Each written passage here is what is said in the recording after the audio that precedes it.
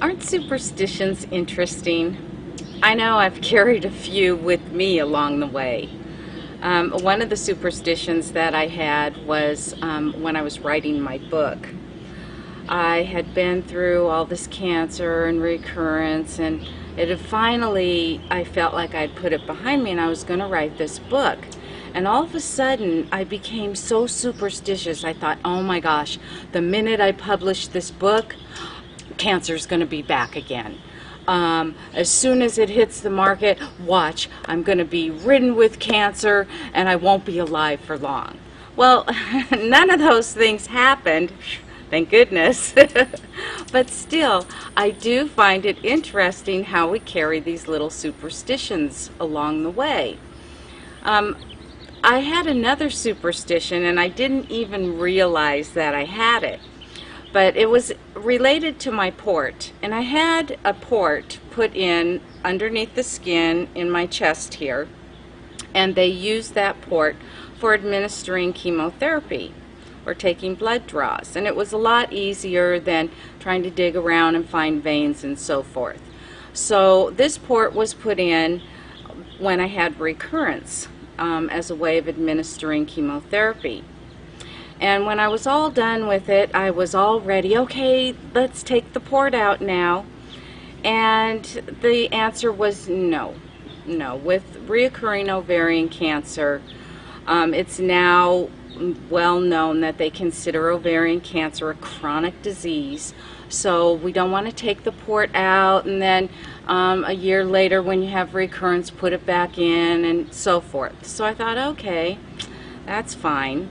I wasn't too happy about it, but I decided, okay, well, as long as I have this port, it's kind of like insurance. You have insurance, you're not going to need it. So the years went by, and after about 3 years, I thought, okay, can we take the port out now? No, the answer's still no. I'm thinking, okay. Then at 5 years, I thought, okay, 5 years, this is always the magic marker when it comes to cancer. 5 years, that should be it. No, they were not going to take this port out after 5 years of being cancer-free. Well, this is a long time of me going through this mantra that, hey, it's okay, I have this port, no problem. I will just understand that it's like insurance, so I'm never going to get the cancer back. Well, about 2 years after that, I finally got a call from the insurance company. And they said, yes, you're right, okay, we give up. We're tired of supporting this port, having it flushed every 12 weeks and all of this, so go get it out.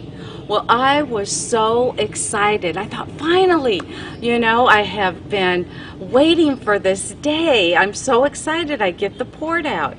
And then there was this kind of nagging feeling under the surface. And I wondered, what is this? I've been wanting this thing out for 7 years now. And really, I realized it was that mantra that I had been saying over and over and over. As long as I have it, I'm not going to get cancer. It's like insurance. Well, guess what? It was coming out and I wasn't going to have it. And I just came to the realization that I was carrying this false belief with me. And using this mantra over and over to justify having a port. And I had been working really hard the last like year and a half or 2 years on the spiritual side of my healing, and part of that was releasing things that no longer served me. Well, guess what? The port was no longer serving me, so it was time to let go of it. But it was still very interesting to realize that I had this false belief, this superstition about having it, how that was some kind of insurance, that I wasn't going to get cancer again.